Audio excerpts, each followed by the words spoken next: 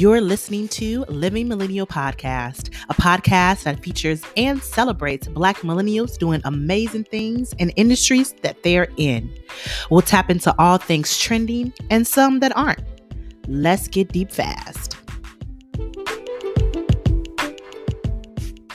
Hey, y'all. Welcome to Living Millennial Podcast. I am Brittany. Hey, I'm Mandisa, and we are the host of the show. Yes. And there have been quite a few hot debates happening in 2021. Debates about masks on, masks off, while surviving a pandemic. How the divided states of America should leave Afghanistan. Even debates on how often we should be bathing. White folks started that one, okay? but there hasn't been a more lengthy, a more debatable, or a more divisive topic than the COVID-19 vaccines. And to give a little timeline on the discussion, first, it was debated on when it would be available, when it should be available, who it should be available to first, which company testing and distributing the vaccine would be most trusted and effective. And now the debates have scattered so many different areas, y'all, with lots of folks chiming in and way too much propaganda, to be honest, for me to feel comfortable with.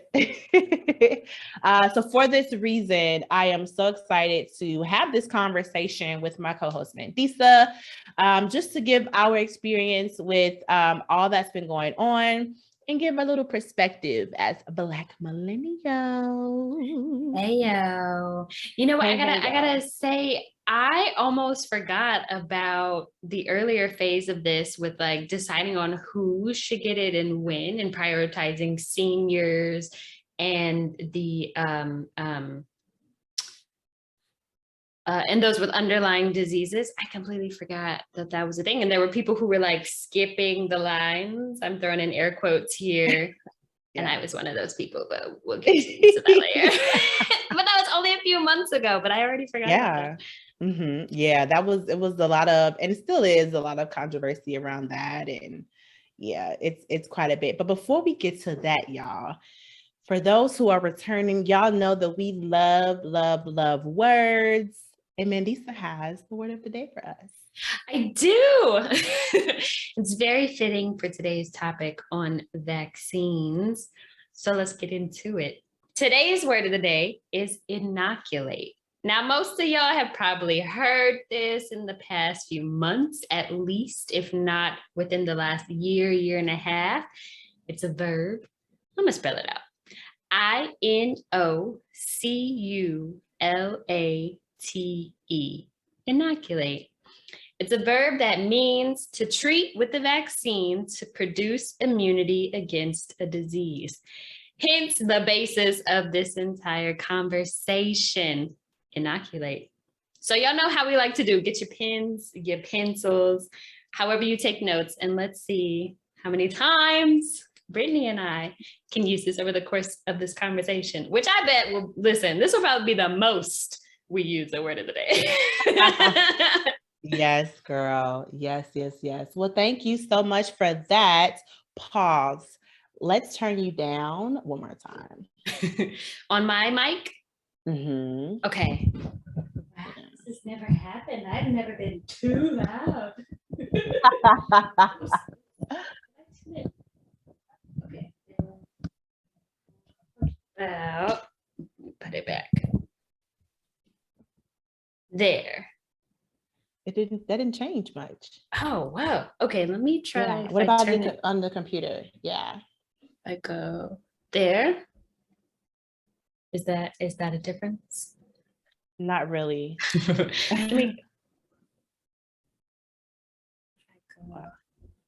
Even lower. How's that? No.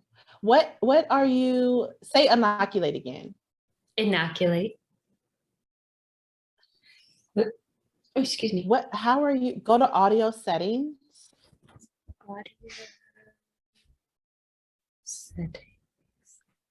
And then go to your microphone. Oh, it's all the way up. It's all the way up. Okay. Start going down. Hey, wait, it won't let me. Is it not moving? Let me unclip click automatically. Oh, yes. That's better. Oh my God. Now you got to go up. Yeah. Yeah. Here, I split the difference. Okay, go up more. Go up more. How about there? Inoculate. That's so low. Now it's very, very low. That's so funny. Oh shit. What about this? Say inoculate. Inoculate. Go up more. What if I Go up like a quarter more or halfway more. here? Inoculate. Inoculate. Laugh for me. Okay, that works. That works. Because I can always turn you up if necessary. It's just tough. It gets really tough to turn down. Yeah. Okay. Yeah, that sounds so much better. Girl, Was I blowing your eardrums? you weren't, but because I know I'm not at the same length as you, I know if somebody were listening later, that yes, and they may have to like keep adjusting. Okay. And we don't want them doing that. Okay. And we don't want them doing that because then they'll be tired of it and they won't listen at all. Because I've definitely been that person. Like I'm like, oh girl. Yeah. And then I gotta write a review, and I gotta do all this other stuff. But okay. Awesome. Thank you so much for that, friend. Thank you for the pause. I'm so tickled by that. Okay, so it inoculates. Wait, give me that definition one more time. Inoculate. The whole thing? Like spelling out? Just for me, not for this, for me. It's a verb meaning to treat with a vaccine to produce immunity against a disease. Oh, got you. Okay. What else was I looking for? Sorry, friend. I literally have one more thing to look for.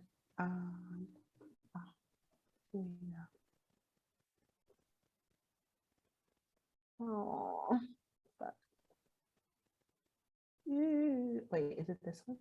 No, it's not this one. Girl, okay, I'm sorry. Forgive me. I think it's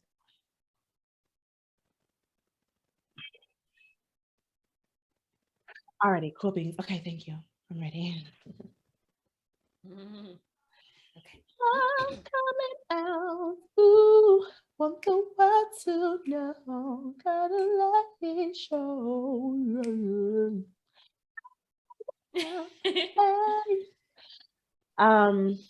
Alrighty.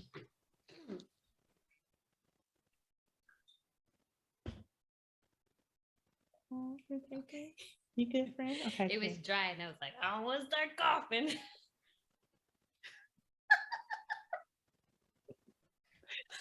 Something's not okay with me. But all right. So thank you so much, Mandisa, for offering really that word of the day. I'm gonna try my best to use it. We'll see how it goes. Yeah, you got that tally ready. We'll see how it goes for me. And for those who are tuning in for the first time, welcome. And those who are tuning in not for the first time, welcome back. Welcome back. Like y'all know, like we said before, we are y'all's hosts of the show, and Living Millennial Podcast is here to highlight and celebrate the different perspectives of Black millennials in our community. And this show is definitely going to be all about that. The topic on the vaccine is pretty interesting. It has been so interesting. And I'll say this, one thing that has been a common consensus, I'll say that, is people are tired of the conversation. People are tired of finger pointing. People are tired of blaming.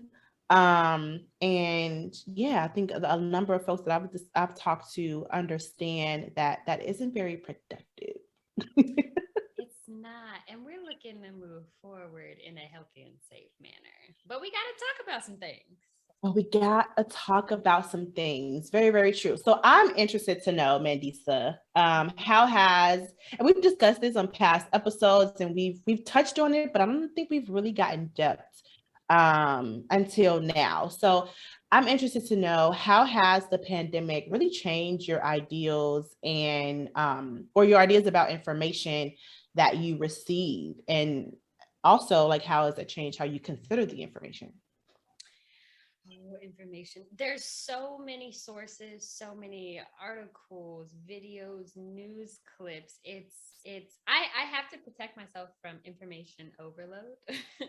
um and really also the things that come on my phone like first thing in the morning, like certain articles that I don't really know how they get there. Google, I don't know. But I like to look for continuity among things. So I'll see, and maybe, there's some discrepancies in numbers across articles and whatnot. But I like to see or kind of check sources against each other and say, okay, does this, like, how many sources are saying, excuse me, this same thing or something very similar. And I also like to look at sources like NPR, which are, NPR to me is one of the best at being as unbiased as they can be, and factual. And they also do a nice balance of circulating not only information about COVID-19, but things about the world too. So I can listen or read something on NPR's website and kind of balance it with other things.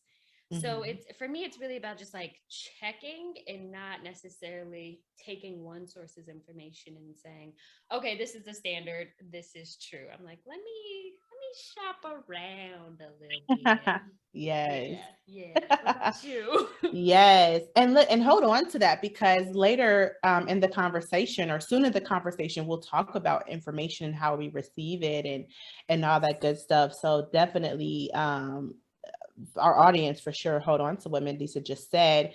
For me, I don't think that my ideas have really changed when it comes to the information that, that we're given and what's put out there, because I feel like, especially when it comes to politics and things like that, and for our returning listeners, you all know I am so into politics. All about that jazz. So I think with the pandemic, I think it all just perpetuated things that I've already known. Now I have a new perspective on how what people do with that information, or have a new understanding of what people do with that information, and how that can really feed into um, a detachment to reality. Speak which we'll on it. talk which we'll talk about that later too.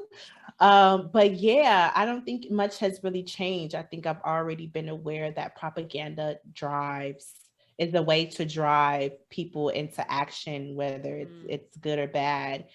Um, yeah, not much has really changed there at all. It's actually pretty disappointing. It has always been. It's pretty disappointing. With Yeah. speaking on propaganda, are there certain sources that you stay away from, or you're like, I'm just not gonna? I see this, but nope. Yeah, so opinion pieces, right? So if we talk about networks, which I totally agree, NPR is definitely the place where you can go, and I listen to a lot of their podcasts too. Yeah. So NPR is definitely a place where you can get information and it be unbiased. You're absolutely right, and they just give you facts. And they have continual guests that come on that understand the assignment, and they do the same thing. They just give you facts, right? They tell you what it is, and you do what you want with it. So yeah, NPR is definitely great with that. C-SPAN. I am that old man who sits in his living room and just has C-SPAN on all day. Okay. Sitting down in the chair, drinking the coffee or the tea or whatever, whatever choice of drink. Yeah, I'm the old man that just sitting there watching it all day and like not saying anything. Or actually, it depends on the day, depends on what I'm watching. So I watch a lot of the confirmation hearings sometimes in like the Senate. So I watched a lot of that. So you may hear me, fussing like, oh my God, like, why are you not asking these questions, or laughing at someone's response to a certain question or something like that. But C-SPAN has no commentary. No one's coming in telling you what happened or what they think happened. They're not giving you their perspective or anything like that. So NPR and C-SPAN will be like my primary places to go. What I stay away from are like opinion pieces, and it has to tell you in the heading or in the description or in the intro, really, that it is an opinion piece. And I try to stay away from them unless it's something that like I really am looking for a different perspective. I try to stay away from those things.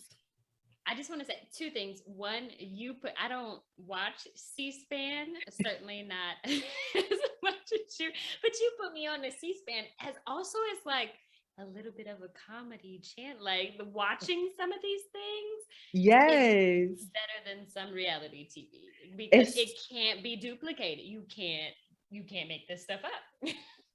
Girl, you cannot make it up. And it's really funny. Part of it is like you really get to see, most of it actually is you really get to see the people who are in the Senate, who are assembly members, but it's mostly a lot of Senate content, like a lot of their meetings and their hearings and things like that. But these people are so passionate about, the legislation that they're putting out or legislation that they're going against. And some of it is pretty disheartening, and a lot of it is really sad, because you really get to see the people who have been voted into office, and you get to see how even they are so disconnected and detached from reality. And it's like, if you understand politics and you understand how these people make it to office, it's like y'all are here representing the people, right? A constituency. However, it's very obvious that some of what you're spewing, a lot of your rhetoric, is not in representation of, or your motive, your agenda is not in representation of the people in your community. So, and you see that, and you're like, and if you're anything like me, you're like, damn, like we have to rally against this. So I have to write a letter, or, you know what I'm saying? Like, tell these people, like, this literally is not what we want, So, when people talk about, when they say things against voting and how it doesn't work and all this other stuff, it's like, it's really, anyway, you just make all those connections, and it really pushes you to, go to action and get involved and like really engage civically to keep, more people like this out of office. Yes, indeed. And I always applaud your activism, all of your actions, like you said, whether that's writing a letter or actually being out, in a protest or going to City Hall and getting involved. I 100% applaud you and support you for all that you do. And the second thing was just that you said opinion pieces, which just made me think op-ed, the term for listeners. If anyone, when you see op-ed, that's what Brittany's talking about. Those opinion pieces, which, hey, listen, journalists are great. We all have opinions. They get paid to write them. They went to school, I believe, for I assume most of them went to school for it. That part. But op-ed, just to know to look out for that. Yeah, look out for that. Cause that's girl, that's so important. That's so important, because anyway, that's just know that is important. We're gonna come back to that, but just know that it's important because it prevents anyway. Just know that it's important, okay? We want people that are in place to make decisions for us, that know what they're doing, that know what they talk about, and that are at least taking advice and taking into consideration the information that experts are giving them, right? And they're not debating that shit with ill experience themselves, okay? All right. I feel it. I feel the passion. You feel it, bitch. Because I'm like, anyway, so next question, friend. All right. And I'm actually excited about this because I think this is actually like what kind of fueled me or inspired me to have this conversation. But what precautions have you taken and kept since COVID emerged. So COVID really, we started taking it really serious in like mid-March. And I remember March 15th is when California officially shut down. We know that it had already kind of started and began progressing. I want to say as soon as December of 2019 that folks have tracked it back to. But you know, taking it very serious and taking the proper precautions, and then the information really started to spew out and circulate definitely in March. So since then, friend, what precautions have you taken and kept since I'm like, everything happened? Bag, give me 6 feet. Because I travel often for work. I use my suitcases as a barrier. Like, just I step forward, but my bags do not. Like, I will keep them as a boundary between me and other people, because airports and a lot of places still have signs on the floor that are, keep your safe distance, and they're there for a reason, and people just ignore them. And I'm like, no. Please know that we are strangers. We do not live in the same household. You don't know me. You can be ace. I don't we in indoor. Please stay away from me. And I get real serious about that. And I'll even put my foot behind me to have people stay. I will use my body and my belongings to keep distance from people. Especially when someone behind me is coming up with their mask under their nose, or just not on their face at all, and we're girl. And I'm like, no. Yes. I've dined indoors a few times. And here in New York City, I specifically will go to places if I'm dining indoors, that have postings on their doors or somewhere on their establishment that say that they ask for the vaccine card. Because I'm like, okay, that makes me feel a little bit better about going and sitting indoors. If we're outside, hey, that's all fair game. And I'll go with a small group of people or whatnot. In fact, the other night I went out with a small group of folks, and we were indoors, we were drinking, and the place asked for our vaccine cards, and they put us in the system so that next time they could just look us up. Oh, wow. Yeah, and just check our IDs that way, and not have us show our cards every time. But those, I think, are really my biggest things. I mean, if you wasn't already washing your hands regularly before this, you're nasty. Period. We've been telling y'all that. Right. And I don't know about you, but because I always confuse Bath and Body Works. They've been carried. You got the mini little hand sanitizers, and the ones that clip on to your bags and your purses and whatnot, and your belt loops. That's really where mine. So I've been having that in my bag and on my bag. But it gets emptier faster these days, for sure. Right. Make you want to invest in some Bath and Body Works stock now. Okay. But yeah, I really think those are the main two. Keeping my distance from people, and I tried not to dine indoors or spend too much time indoors with my mask on. In public. If I'm over at somebody's space, cool, but I don't know, the 50 people in this room. So, girl, period. Yes. Period. Yeah. Yes. Okay. What about you? Because you were Lysoling, I remember, in the beginning, and what has that stayed? Yes. You looking at me yes. Yes, friend. Yes. Because yes, girl, all the things. I still come home if I've been out all day and going to different stores. I'm gonna come home and I'm gonna shower first. I'm gonna put my clothes in the washer and dryer that's right by the front door. So yeah, I'll like, strip at the door sometimes still and like drop the clothes in the washer dryer and then beeline right to the bathroom and take my shower. Definitely still Lysol in your groceries or anything from like Ross, because I'm always at Ross. Damn. We need a sponsorship. Yeah, they got the candles, they got the home decor. Yeah, so I'll like spray that down. I still have, the stuff in the hand sanitizer in the car. Hand sanitizer is always with me.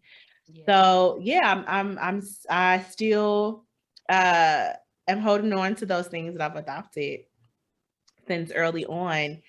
And it just makes me, and of course I'm still wearing my mask, it just makes me feel good. And I'm definitely one of those people too, who was like, I need 6 feet, no pressure.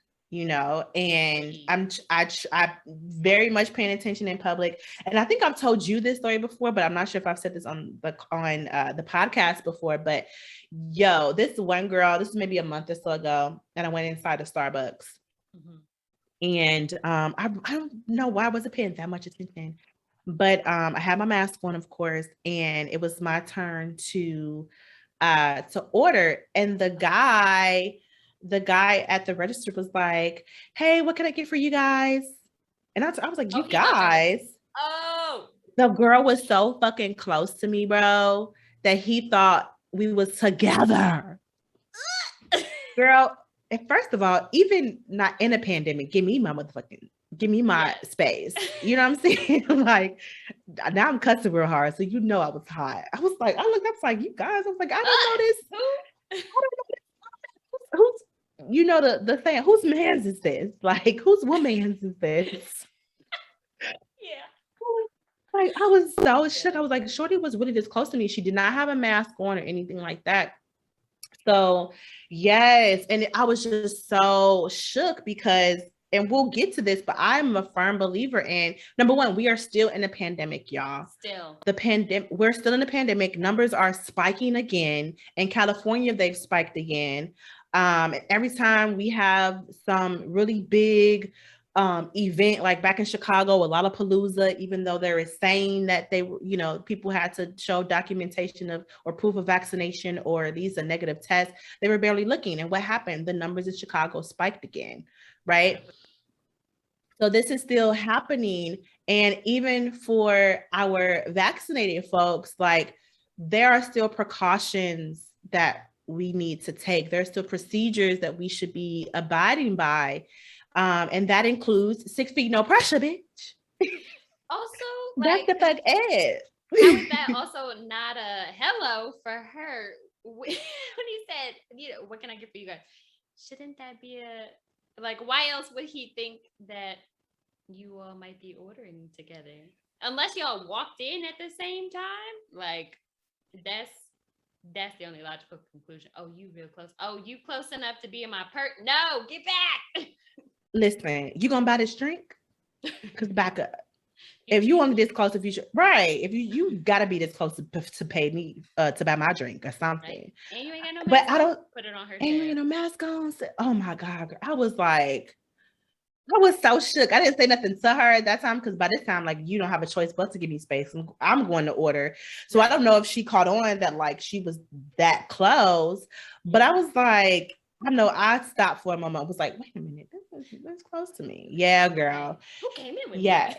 Yes. But so in short, after a long answer, the short answer is I have adopted and held on to most of the precautions. So 6 feet, mask on in public, hand sanitizer everywhere I go, spraying Lysol, showering when I get to the house. Like, and I don't really go, I still don't go out as much anymore. And if I do, then I definitely am eating outside or getting takeout. Yeah, I'm not dining in or anything like that. Because I also have family to think about. My aunt and her wife are older. They have pre-existing conditions. So many things to, and then I also have little cousins who, are not of age to get vaccinated. So even if their mother had a choice, she doesn't really, so yeah, and I don't want to spend time away from my family. So I'd much rather just, I'm still quarantining, I'll say. I'm basically still quarantining, just to ensure that, I have access to my family. So those are the precautions, girl. Listen, I also love that you mentioned the kids because, especially with back to school coming up, like protect the babies. They don't have a choice in this, and whether they are in school or not or wherever they are, their immune systems are open to the rest of us. So it's not just about you.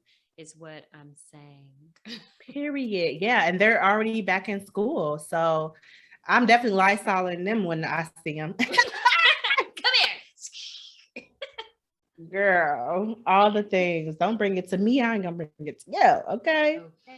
And you want to know what? Something real quick I thought about the other day. So I don't know how many times I've ever had to. I don't know how many times I've taken the test for COVID. They've all come back negative. So, and I've also taken the antibodies test. Oh, yeah. Where they test see if you've ever had it, and I've never had it. Okay, so I'm one of those rare folks, or maybe not rare, I don't know, but I am a person who has never had COVID. But anytime I've taken plenty of tests, and anytime I've ever taken a test, minus one time, it wasn't because I had symptoms. It was because I was exposed to it. Someone around me, either was someone around me or was someone around me. If that makes sense. I know a friend who know a friend. I know a friend who know a friend.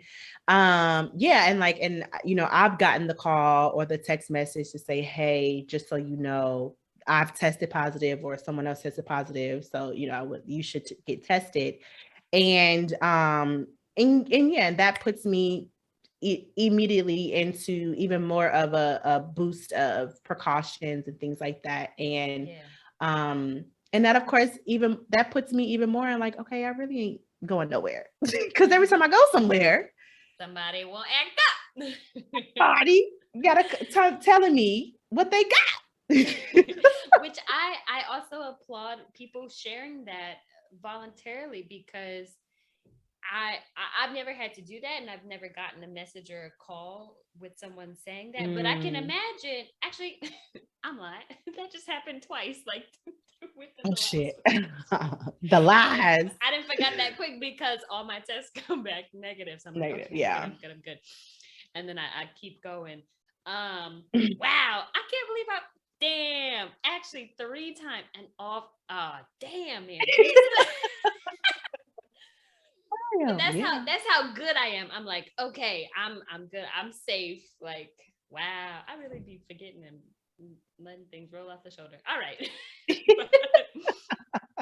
the courage with, and actually, it's been one time that the person who, I think she had was it a false positive or something, or was like asymptomatic, she made calls like individually herself to people, which I appreciate it, because it takes away the stigma of it. Like, I know before we've talked about likening this to like STDs, and having one, contracting one, and letting your partner or partners know, telling people, because like I said before, it's not just about, like, we don't live in a world by ourselves. You don't move about by yourself. And so I can imagine how kind of frightening it might be at first to be like, oh no, I have to tell people, and however they may receive it, but I have to tell them this news because I care about them. So I'm glad that the people told you, the people told me, and that we were able to get tested and we're good. And honestly, and that says so much about, I think that says so much about us and the space that we create for those around us, to be honest and to be transparent, right? And I think it says a lot about my not shouting every 5 minutes about what I don't agree with, what I'm saying, when it comes to COVID or the pandemic or anything like that, because I've spoken to people who have gotten it or who thought they had it, and the anxiety around it is still very present. You know, they're so fearful of people's responses, right? Of them either being angry or them being discriminatory, right? Or discriminative. And I had one friend who, she didn't call me to tell me that, you know, that I was exposed because we hadn't spent time together, but she let me know that, like, you know, she just needed to vent really and needed to talk about how to move forward, because she had gotten it, and this was actually her second time getting COVID after being vaccinated, by the way. And this is her second time getting COVID, and she had to tell her roommates. And her roommate's response was like, ill, like, you know, they were just so, yes. And it really hurt her, you know, you could tell, like, it really hurt her, it really made her uncomfortable. She was like uncomfortable, like even leaving the room if she really needed to get food, you know, that was delivered, stuff like that. And that just saddens me, you know. Or I've had other folks who, you know, who've given similar stories, or who just had anxiety around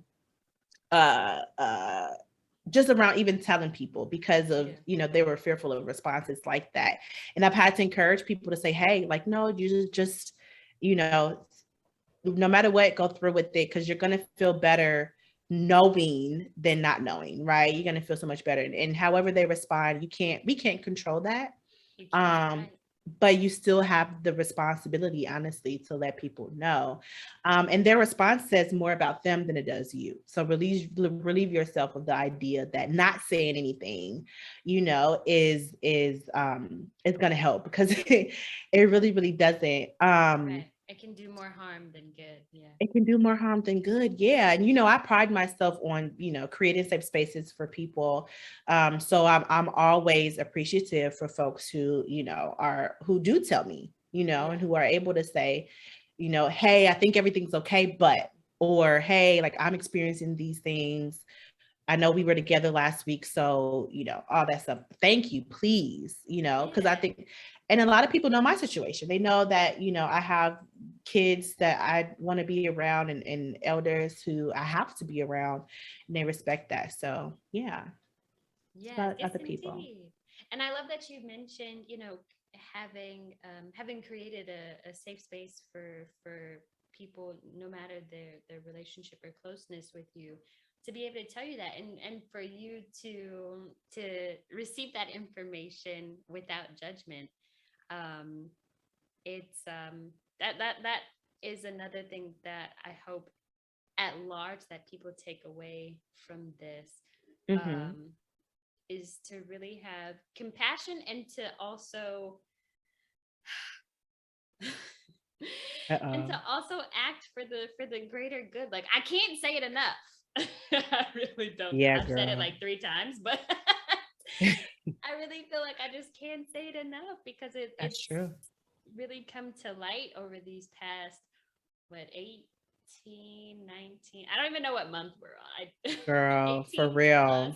Months, is that we do better when we really take care of each other, which does start with taking care of ourselves. So. Yeah. Period. See, this is the conversation I'm always happy to have when it comes to this, you know, something that is just so, this is productive. I'll leave it at that. This is a productive conversation. This is productive. So, but I want to go over, I mentioned this earlier, but I want to go over information, right? And how we consume information, and examples of the information that we consume. And I think this is very, very important to consider, because these are all things that lead to how we may respond or react to something, right? How we may respond or react to receiving information from someone else, how we may respond or react, you know, if we come into a situation ourselves, and also when we're having just a conversation around whatever controversy is happening at that moment. But definitely in this conversation, we have discussions around the pandemic, right? And I think I was so excited to find this information, because so much of it is relatable. and it's just so helpful too, because I think for me overall, it forces me to take into account that like someone may receive information differently than me. Right. Right. And it doesn't mean that they're wrong. It doesn't mean that they are idiots.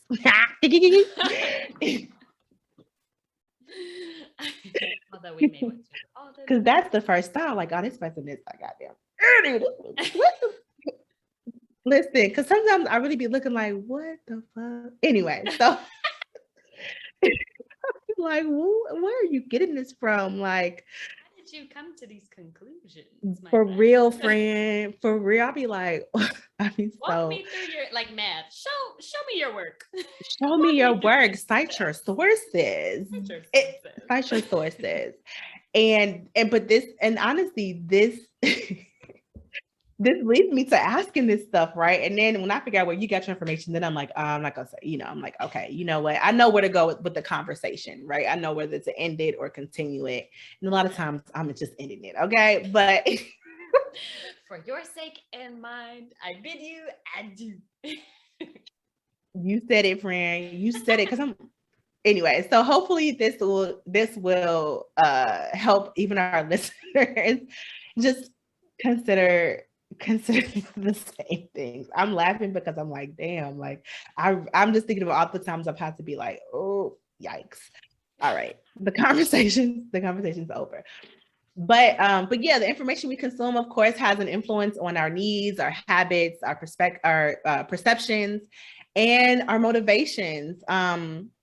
And I want to say too, that curiosity can also be a motivation, right? If we're curious about something, that can motivate us to, start to look more things up and all that good stuff.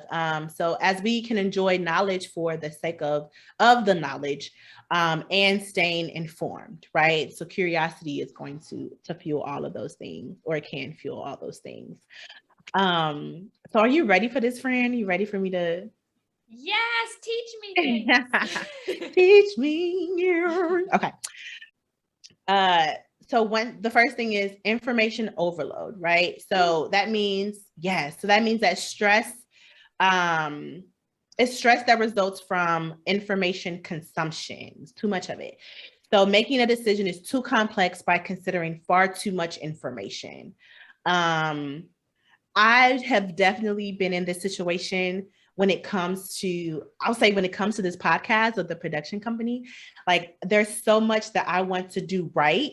And I think I've said this even on the show before, of like, I will sit and I will go to, I will find all the webinars to go on how to advance the podcast, right? Or like, sign up for all these classes and all this stuff. And it turns out it's a lot of the same information, to be honest, just presented differently, but it's just so much information. And then when it's time to make a decision, I've put so much down. It's like, it's too much to decide from. Too much. I've been there. Yeah, I've definitely been there. It's like, I like to think of us as sponges, and a sponge, no matter how big or small it is, can only absorb and hold so much liquid. And then you gotta wring them motherfucker out. And that's how our brains are. Like, we have to let some things go. We gotta file some things back in the Rolodex of our mind. And then we have to reset and be able to take new information in again. Like, that's why, you only work for a certain amount of hours at a time, because you got to take a break and be like, all right, let me process this. And that's also key. Like, I'm thinking really of like social media, but also mostly what I'm thinking of is being in like the grocery store or at a restaurant or something. And even if it's something as simple as, I'm going to order a smoothie, if there are too many fruit combination options, I'm overwhelmed. Especially if you're hungry. Especially if don't go to the grocery store hungry. Don't do it. If you haven't learned that lesson by now, right, you will buy all the things that you will not eat that week. That's so funny. But yeah, I think with that, like, giving yourselves a space to step away from however you're receiving information, process it, And then come back at it when you're ready. Like, it's Yeah. gonna be there. It's going to be there. Exactly. And connected to that too, I think we've all experienced overconsumption. And they're saying that overconsumption is and happens to an individual who feels that they are wasting time consuming information such that it impacts their life in negative ways. And I know social media is going to come to mind for a lot of folks, right? Yep. So consuming information to pass time or to distract ourselves, that's overconsumption. It's affecting your life. You are so invested, your time is so invested in whatever it is that you're looking at or scrolling through or reading or watching, that it's a complete distraction. And yeah, it's in the way of your life. How many of us have taken our phones to the bathroom for, quote, reading material, right? Yes, a lot. A lot. Or you scrolling, you so deep into something. This is a pet peeve of mine. People so deep in scrolling and reading whatever on their phones when they out and walking on the sidewalk that they damn near bump into you. And I will give here in New York, I'll say, yo. Aw. Because I'm not about to. That's all I got for you. Yo, hey, look up where you going, bruh.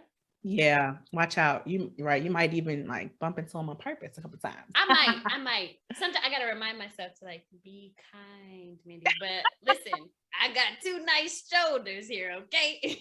Catch one. Yeah, she said be. That's the Mandisa y'all know about, okay? That's the Mandisa I get to see every now and then. Catch one. Knock, knock. Did you unplug this? That's the electric car community, Mandisa, okay? You better watch out. Yes, if y'all haven't heard about that one, there's an episode. Go back and listen to it. Just catch up on all the episodes. You'll catch that. Because that is comical. All right. So the next one is information addiction. All right. A person who lacks control over their consumption such that repeated behaviors are damaging their quality of life. I put my examples in, and that is like what we call going down the rabbit hole. And I'll even use some conspiracy theorists as an example. Some of the ones that I've seen, you could tell there's a problem. There's an issue with the information that they are consuming. They are addicted to, like, especially if you post every 5 minutes about something that is, in connection to the conspiracy that you have and all this other stuff. Like there's a problem there. There's an issue there. I don't know. Do I feel information addiction? I probably was close to it. Again, going back to politics and activism and things like that. I'm sure I was close to it. And I think a lot of us may be, especially when because we're selective with our social media, right? You can really choose who you follow and who you don't follow. So if you follow, and this may happen subconsciously, but when we continue to keep following certain types of people or certain types of accounts that post specific events and things like that, I think that can all lead to, being potentially addicted to that information. I know I had to unfollow quite a few accounts that was just showing a lot of harm in the Black communities, right? Police brutality and all kind of things, and who would just post the videos of that. With no real agenda behind it, with no real purpose behind it. It's just to be a part of whatever's trending at the time. The problem is that with that is, shit, we get Selma every damn day, all day. It's like that. It's like Bloody Sunday continuously. And it becomes an addiction in a sense that we may not be aware of. So that's quick example on my end I'll give. Yeah, girl. The next one, escapism, right? The use of media such as videos and games to escape the realities of life. Escapism is not necessarily a bad thing when done in moderation, as this can reduce stress and stimulate the imagination. But this leads to, or actually this is my little part too, but I think it leads to calling for people to seek and establish balance. That's what I think of. Cause like, I think of some of the people that I meet that are very much in adults, that are very much into cartoons, very much into anime and things like that, and that is what you're consuming consistently, like you legitimately are escaping from reality. There's nothing wrong with that escapism. That's a way, you know, some people may even find rest and mindless things to watch. But if that's all you're consuming, I think that's where the issue lies. So like find a balance, basically, is what I'm saying. Yeah, balance was definitely the word that came to mind when you were giving the definition of escapism. And I liken it to like what we eat, you know, like, okay, I had some jalapeno chips and carrot cake a couple times this week, but like, I can't have that every day. I gotta eat this damn spinach in here. You got it. Yeah. So it's okay to indulge in something. And actually, you should. I think you should in whatever thing that you mentioned, like something mindless, you know, whether that's like, for me, sometimes it's really like reading articles about like fashion stuff, even though like, I'm not a fashionista. Like I put on clothes because I have to, and they're comfortable, and most of the time they're black. But like I like to consume things about that, or like, you know, scroll through Pinterest looking at home decor and nail art. And then I'm like, okay, now that I've done this kind of release, now that I've kind of like wrung out my sponge, then I can go back and like read an NPR article or something about I don't know, science. Yes. No, and I think that's a prime example of like the beauty of escapism, right? Or a positive way to escape, because just what they said before in the definition is a way to fuel imagination. And so I'm sure, you know, some of the outfits that you've seen inspired, some of the outfits that you maybe put together for yourself, or some of the home decor may be inspired of, you know, what you want your future home that you're going to purchase, you know, to look like, you know, certain colors and things like that. So like, yeah, I don't see a problem with escapism, but it's when that is something that, you know, is completely we're completely consumed by, I think is interesting. And I keep thinking of, this is my perspective, y'all, but I think of, you know, the people who only watch fiction or only consume fiction, but then still try to have an input on conversations about real world shit. And connect that to what I was saying earlier with the people, some of the people who want to get in these conversations, and we have to ask, where are you getting your information from? Where did you get this from? Which I'm like, hey, if you read about this, if you read about this somewhere, okay, we can talk about something. But I feel if I hear something, I'm gonna go look it up. I'm gonna go, yes, we're gonna compare sources, because what I'm talking about, I know where I got that from. So, but anyway, we can get to that. Alrighty, we are almost done with our list. All right, so the next one is underconsumption, right? So an individual who avoids information they need. For example, they have a problem, but don't seek information that might help them. That's significant to the conversation. This makes me think of the folks who have minimal information on a topic, but have so much to say or critique. And it's clear they are less informed by the critiques they have. Okay. I hope someone else has this immediate thought for our listeners out there. Jordan Klepper. I think, Brittany, you and I have talked about this before. Jordan Klepper from The Daily Show. I first started seeing his segments with like Trump rallies, where he would go and ask them questions. Yes. Expose all the dumbassery. So and I love his, and I if they didn't make me laugh, they would make me cry, or like cry with sadness or with anger, because I'm like, how do you out here repping for all these different causes and these different people, but you really don't know facts. You don't know facts.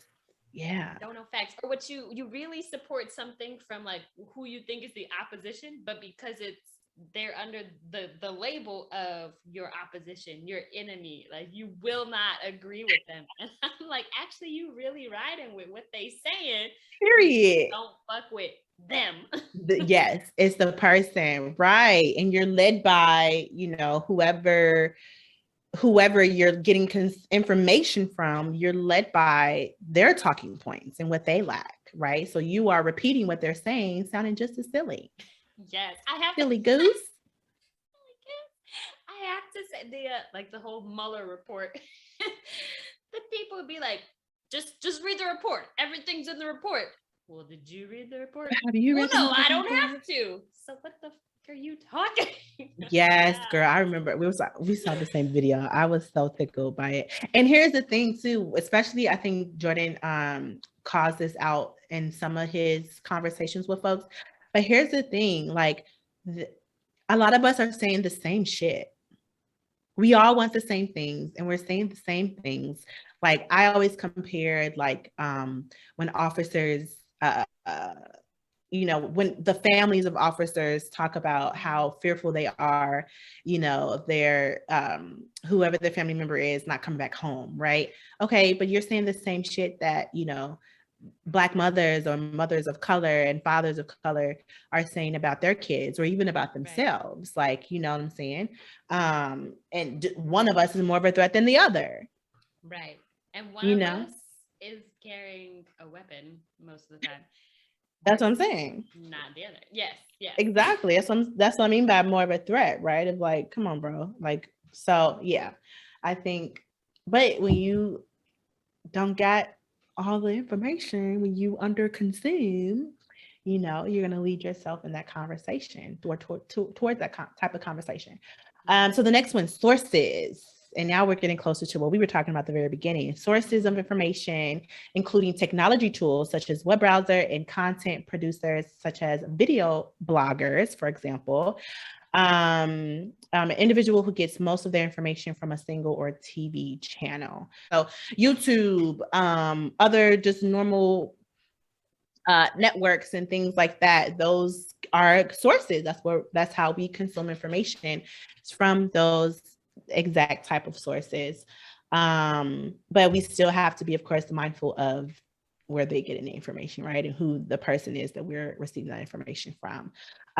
Filter bubble, seeking information that confirms your point of view. This is where it gets pretty interesting, right? Seeking information that confirms your point of view. So this can happen automatically for us. And this is where I mentioned again, like of social media. So social media being a great example of this. Another thing can lead us to, which is another thing that can lead us down the rabbit hole. It's also common for content producers such as newspapers to align to a particular ideology or outlook, which can make your views feel more accepted and less disputed than they are in reality. So Fox is a very great example of this, right? Like Fox will definitely put people down a filter bubble. CNN is also another good example of this. It's two sides of the same coin. What's that social media site that came about within the last maybe like 6 months? It was kind of like the right conservative version of Twitter. I can't think of the name of it right now. That's what I'm thinking of, where it's like a whole platform created so that like-minded people can talk their talk. Yeah. Which isn't always a bad thing, but when you don't allow any different perspective to the table or let any different perspective in, and you are really disputing, you're being combative with ignorance, that's when it gets pretty dangerous and it gets pretty troublesome, and we've seen that in our presidency and we see that in our government now. Right, because there's people want to have a safe space to say their piece, but there's a difference between like a safe space for different content, and it's also like, well, whose job is it to differentiate between that? Exactly. Which I'm not going to get into it, but also of how much the government has a hand in sources like Facebook being able to pull down certain posts and whatnot, depending on what their views are. Yeah. I think there's a recent case on that. Again, I'm not going to get into it, but the term filter bubble, I love the term also. Yeah. But I think we've seen how that can grow really exponentially. Yeah. When given a chance. Yeah, definitely. And you're so many people now that's, that are advocating for diversifying your content and the information that you receive. That keeps us out of the filter bubble. Diversify it. It's okay. Like, you may very well have somebody who has a different perspective on, the thing that you are passionate about or something like that. And it's you can consider that information without disputing it as well, So that leads to the very last one, y'all. Thank you for hanging in with us. And that is veracity, correctness, and reliability, right? That is the ability of an individual to verify the correctness of information and to identify sources that are reliable, reputable, and trustworthy. Consuming misinformation can be quite damaging to individuals, as it can give them a distorted view of the world and lead to poor decisions and performance. I think that is, in a nutshell, everything that Mandisa and myself have really brought up and given examples of, right? And that's a way to, not stay in a filter bubble. And that is a way to not underconsume. It's a way to find balance with escapism, not be addicted to the information that we receive, to not overconsume, and to not feel overloaded with the information. And that is, again, finding, diversifying, I guess, your information. And I think this is a great way. Veracity, correctness, and reliability, those are great ways to do just that. Yeah. And diversifying with the intention of fact checking and taking in different perspectives. Mm-hmm. Yeah. And I think that's very productive. And I think we can use these things when we're talking about, COVID-19 and the vaccination. That's all things, like I said at the very beginning, to consider when we're having conversations with other folks, because that can lead us to knowing how to continue to respond, or if we even need to continue that conversation. I'll be totally honest. I will not continue a conversation with someone about any topic and they have proven to lack. I just won't. I won't spend the energy in doing that. And I've recently had an example of this, experience with this around colorism. And it was just very clear that the person who wanted to engage in this conversation with me and debate colorism was coming from a place that was lacking. I'll leave it at that. So I cut the conversation short. I really, really did. I really cut the conversation short. And I had to do that, number one, as a dark-skinned woman, considering the fact that I had someone who was not a dark-skinned woman debating colorism with me. And just in a nutshell, for anybody who is listening, who's probably wondering, well, what it was. First of all, if you come into the conversation not knowing the first indicator, I'll say this, the first indicator and come into a conversation like that and not knowing how you present, or not considering how you present, and you're trying to debate colorism with someone who is darker skin, that is the first indicator that you clearly don't understand how colorism works. Well, anyway, hopefully that made sense to y'all. But I want to know the details, but you can tell me when we're not recording. I'll definitely tell you offline. And I'm always interested in creating a conversation around that. And I can definitely go into depth with that as well. But long story short, if you are a light-skinned individual, please don't try to tell a dark-skinned individual what is not colorism, period. All right. So as I was reading all those things, y'all, I couldn't help but ask how often we use discernment when we consume information. So other things to consider as we consume it, again, is like, what are these people's real experiences with the topic that they're discussing, and who are they getting the information from? So I'll use the gay agenda, for example, right? The gay agenda. So I'm always curious to know, why the fuck am I always hearing about the gay agenda from non-gay people? All right. Only for real, for real. And I spend a lot of time with gay folks, okay? Ain't nobody talking about the gay agenda over there. But I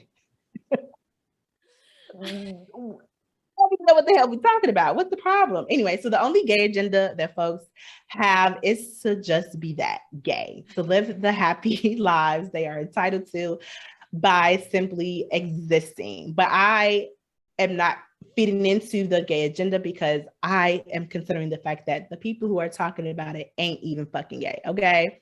So that's just an example of how I use discernment, an example of how I just am cautious of the information that I receive. Sorry. I can't be the only one who's ever thought about that. Well, when I hear about the gay agenda, it's usually people talking about it in terms of sexuality and children, and they're like, don't push your gay agenda, don't push your sexuality on the children, let them decide, they don't need this, right? And I'm like, I mean, listen, I think there are certain aspects of sexuality that certain young children, I'm like, hey, let's just go hop on a swing. Like this ain't for you yet. You're gonna have That's a so long percentage of your life to be concerned with your sexuality and sex and gender and all that. Right now, just go eat this PB&J and hop on the swing. Like eat the PB. Yes, but here's my thing to this point of information. When people start realizing that the people who are talking about the gay agenda are not, who don't claim to be gay, then we know that whatever they're talking about ain't it. They probably pulling it out their ass, because no gay folks is who is really sitting around building an agenda to push the people to be gay in real life. Like that's not a thing. So like that is a conversation that is another unproductive ass conversation with certain people. And my thing is also like I'm thinking of Sesame Street, which recently introduced among other characters, I believe was it a gay man?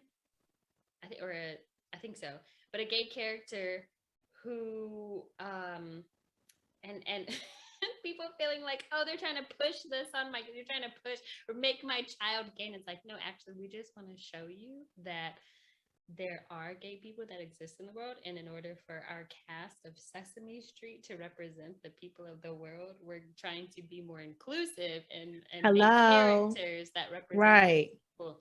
So we're not going to continue, or we're trying to not to continue to perpetuate this heterosexual agenda. Right, the heteronormative agenda. Because if your child was gay, girl, then why is it that all this heterosexual or heteronormative conditioning didn't work? Why didn't it work?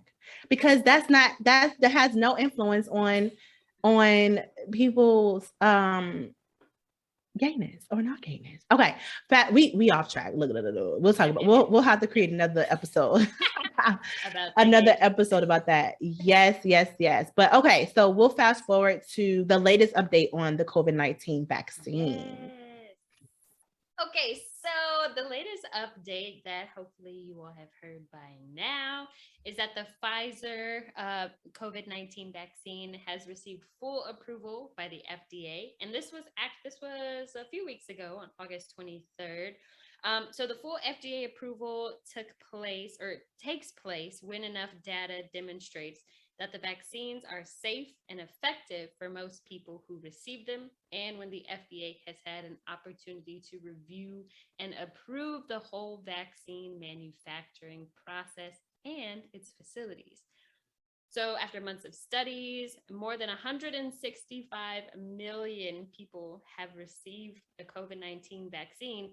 And the FDA now has all this information on how safe and effective the COVID-19 vaccines are in protecting people, how well they work to prevent severe coronavirus disease, or how well they work to prevent COVID-19 and how the vaccines are safely and consistently manufactured.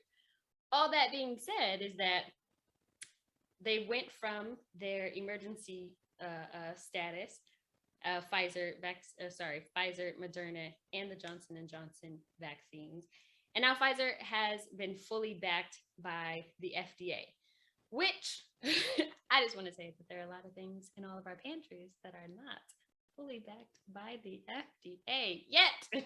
We have no problem in consuming them.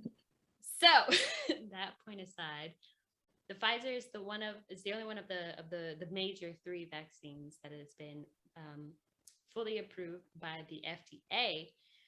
So I'm wondering, and Brittany, you tell me your personal decision with this, and how you've seen this kind of play out in other people that you know and in the world, of how this impacted your decision on whether to get the vaccine or not at that point. Yeah. So 2 things. Going back to what you said about the FDA, us having even things in our pantries that aren't approved by the FDA. We have things like cigarettes and tobacco, other products that have been approved by FDA, right? That are harmful to the body. So, I'm always learning even more about the FDA. We should always be questioning or curious or analytical about how much we trust them, right? And then of course, what we put in our bodies or not. For me, and second thing is, fun fact for our listeners, Mandisa, we're on 2 sides of the vaccination. Is that how? I don't know how I'm supposed to say it, but anyway, Mandisa and myself are on different ends of decisions, right? To get vaccinated, to not get vaccinated. So I am not vaccinated. And Mandisa, you are. Yes. And Mandisa is. And you were actually vaccinated prior to this approval. You've been vaccinated for months now, right? Yeah, back in April/May. Yep. April/May. Yeah. So, well, let me ask you this first. I'm going to answer your question for sure, but let me ask you this first.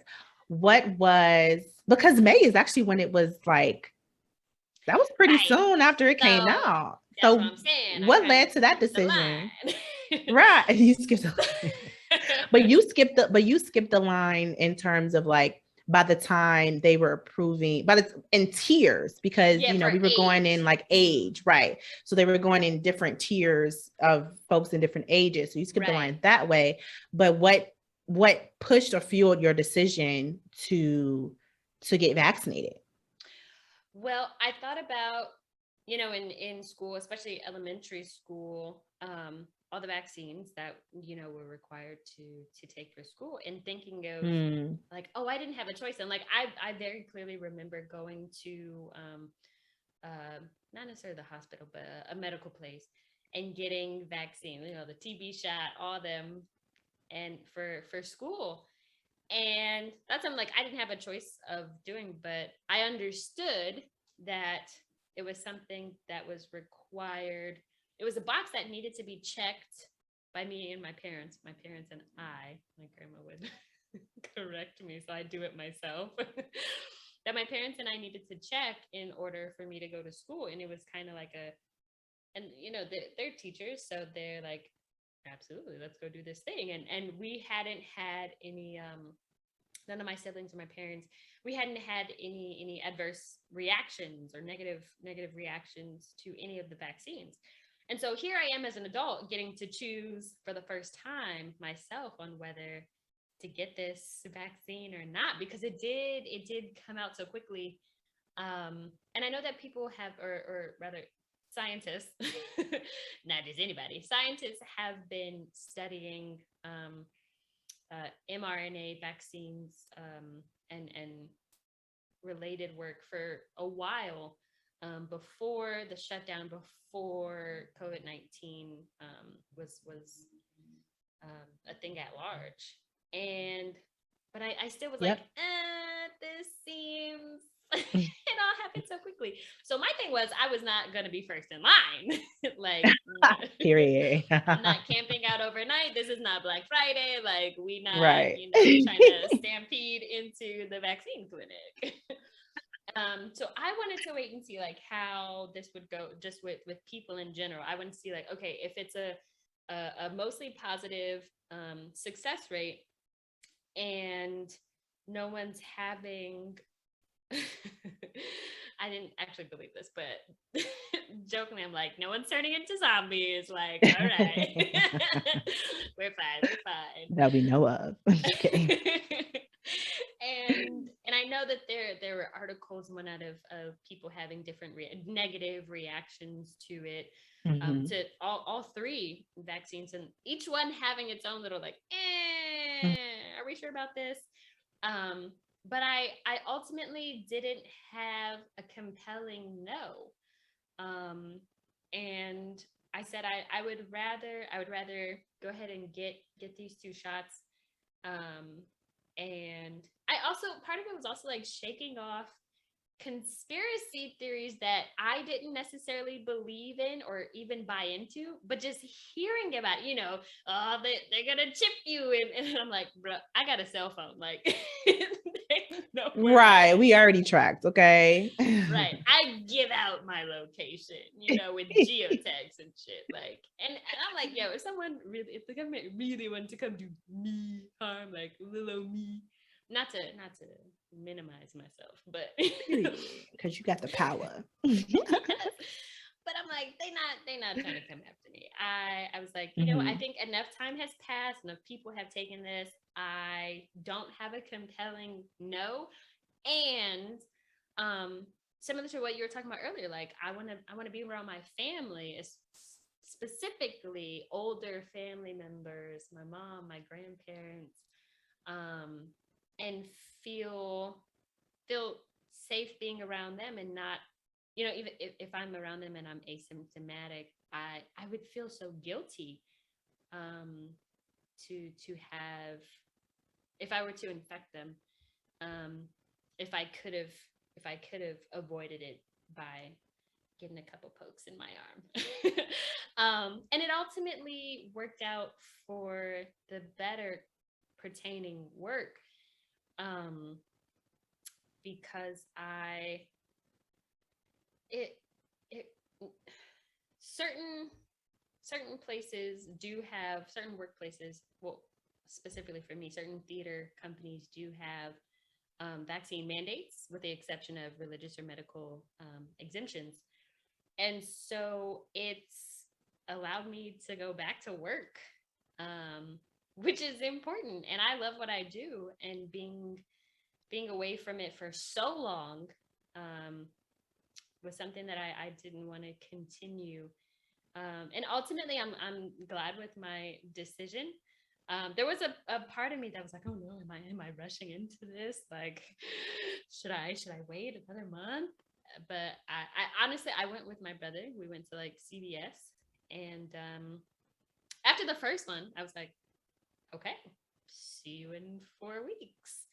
And I feel good. And I also, like I was saying earlier, here in New York City, there's a lot of places that are actually enforcing the checking to see that people entering their establishments are vaccinated by showing proof of your vaccination card. So I also feel better about being able to go into most establishments that I want to go into, and also being able to work around the people that I work with, which some of them also have pre-existing conditions. They have children, and so I feel better about being in the spaces that I work in and that I move in. And it's like a seatbelt, I think I've said that before. Like, I don't feel, like I'm 100%, like I could never get COVID, but I do feel like I have some extra armor. I like how you put that, the extra armor. I really do. Because, and you, like you said earlier too, you still are abiding by certain procedures and precautions and things like that. So So yeah, you're moving with confidence, which is also led by the information that you have received and the research that you've done, right? Which is, I think is super dope. For me, I listen, I can't even tell you when's the last time I even got a flu shot. Yo, actually, me neither. So I never got a flu shot. I can't even tell you the last time I got a flu shot. I think maybe the last time I got a TB shot or anything like that was the same thing, was to go to undergrad. So, or even if that too, right? Like, so I'm number one, I'm not in the habit of getting vaccinated. That's honestly the very first thing. It's just not in the forefront of my brain. I understand the importance of it. I understand the benefits of it. I understand that, there are some folks, but very few, who, have had negative reactions to it. I understand all those things. I trust the science. But the very first thing is that getting vaccinated and getting shots and things like that are just not in the forefront. Now, remaining healthy, yes, right? Going to see doctors regularly, yes.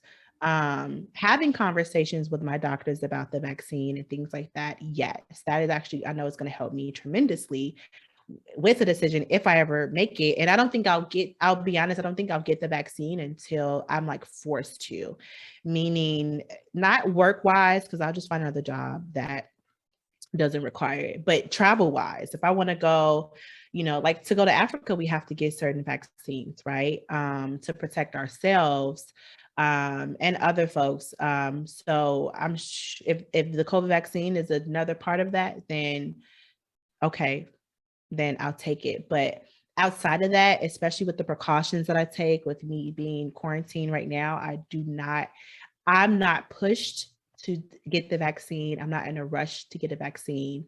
None of this propaganda is working on me.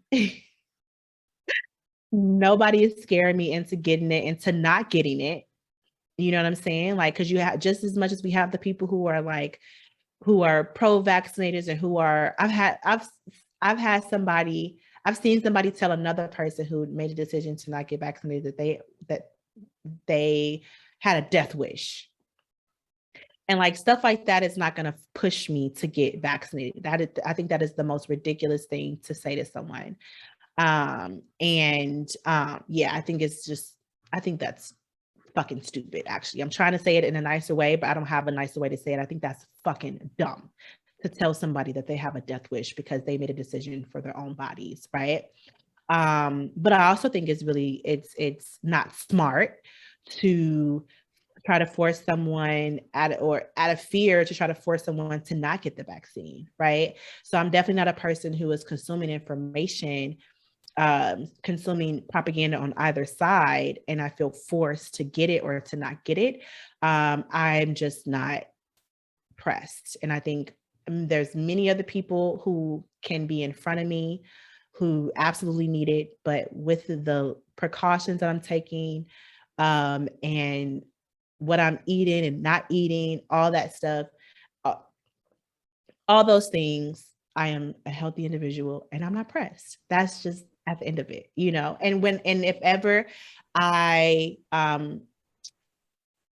make the decision to get vaccinated, I'm going to speak with the proper people. I'm going to talk to the doctors, like I'm going to have the face-to-face conversation and what makes sense for me.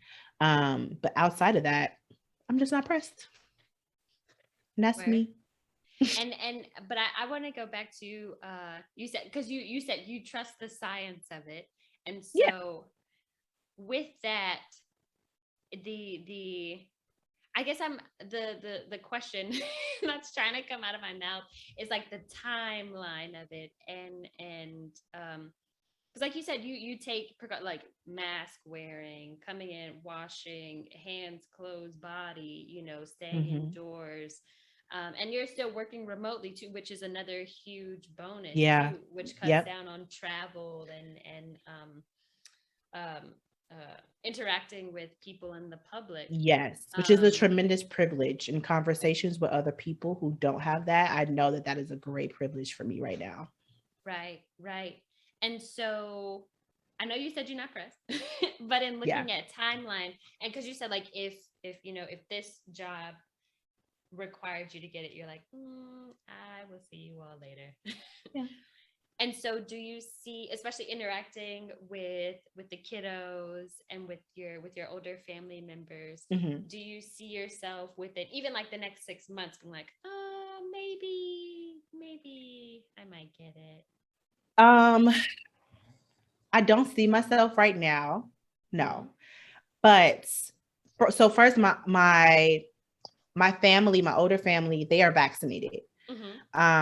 So I have trust in that, of course, and they have trust in that as well, that they're vaccinated on their own. So that's the first thing. Even with the kids, I just have enough faith in the precautions that I'm taking outside of getting vaccinated. I really do. Now, if I get tired of being quarantined and not going places, then that's when I'll start to really consider it, because and it will be not just for myself, but also for them. So if I start going outside like everybody else is outside right now, then I'll consider that. But even thinking about that, I'm like, even thinking about going outside, I'm like, no.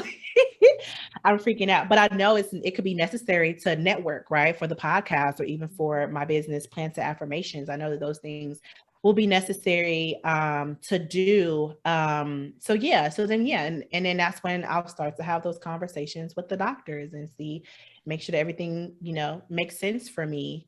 Because I really don't mind being the only person around with a mask on. I don't care being the only person around with a mask on. I don't mind being the only person around with the mask on. I don't mind being the only person not shaking hands and not hugging and saying, hey, 6 feet. I don't mind, because overall, we are still in a motherfucking pandemic. There's still red all up and through the United States of America.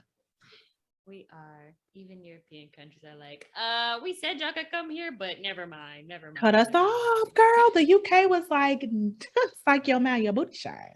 Stay over there. We'll wave at you. We'll watch y'all's TV. We'll listen to y'all's music, but we don't want y'all over here. Don't come over here touring. Don't do none of that stuff. They said, pause. Yeah. And, and I don't blame them, and for anybody who's putting certain precautions in place and certain rules, businesses and things like that, I don't blame them at all. They are taking safety in people's lives serious, and that should never be up for debate. I'm not going to be, if a business turns me around because I cannot show proof of vaccination, respect to you. I'll order delivery. Yes, indeed. And that's another thing I love about alfresco dining too, is not only is it an option to keep people supporting their business, who for whatever reason aren't going to sit inside, to be able to patronize a business, enjoy some dining, be outside, enjoy nature. And I mean, it works out for everyone, because it also, like, a lot of the mandating or the seeking of vaccination cards and proof relies on the individual workers. Like, in theater, we have COVID safety managers who, beautiful. Sometimes it's people who that is their sole job, and sometimes it's someone combining their primary title with that role, and they've got extra training in that regard. But in in restaurants and whatnot, like, I went to go get pizza a couple weeks ago and it was raining, so no one was really there, which was great. I had the whole place to myself. And I came inside, and as I was sitting down, I'm like, it was raining, so I was taking off my rain jacket. And the waiter came over and he was like, oh yeah, I'm supposed to ask you for your vaccination. And he kind of felt like he didn't really want to do it. And I was like, hey, here it is. Right. Cha-ching. Go ahead and pass me that menu. I'm hungry. And so, like you said, absolutely, like, as a business, you have to do what you have to do, because some people pour their livelihoods in. Like, for some, this is like, I go to work, I get my check. They go to work, they get their check. They keep a roof over their heads the same way that I do. Yeah, totally. And so, like you said, I absolutely respect that. Yeah. And to also do it respectfully, like, Yeah, girl. you ain't gotta come at me, or you ain't gotta come at nobody crazy. Just, hey, sorry, we're offended, Yeah. you know. Yeah, just I've actually been turned away. When I was back in Chicago, we were going to a bar, and my friends and I were going to a bar, and I what happened? Oh, the girl that was at the door, the security guard that was at the door came up to us and was like, "Y'all got y'all vaccination cards?" I was like, "Oh, damn." Like, no. All right, well then, you can't come in. I'm like, okay, but you just, I wouldn't have said if she didn't come with that weird energy. Like, sis, chill. It's okay.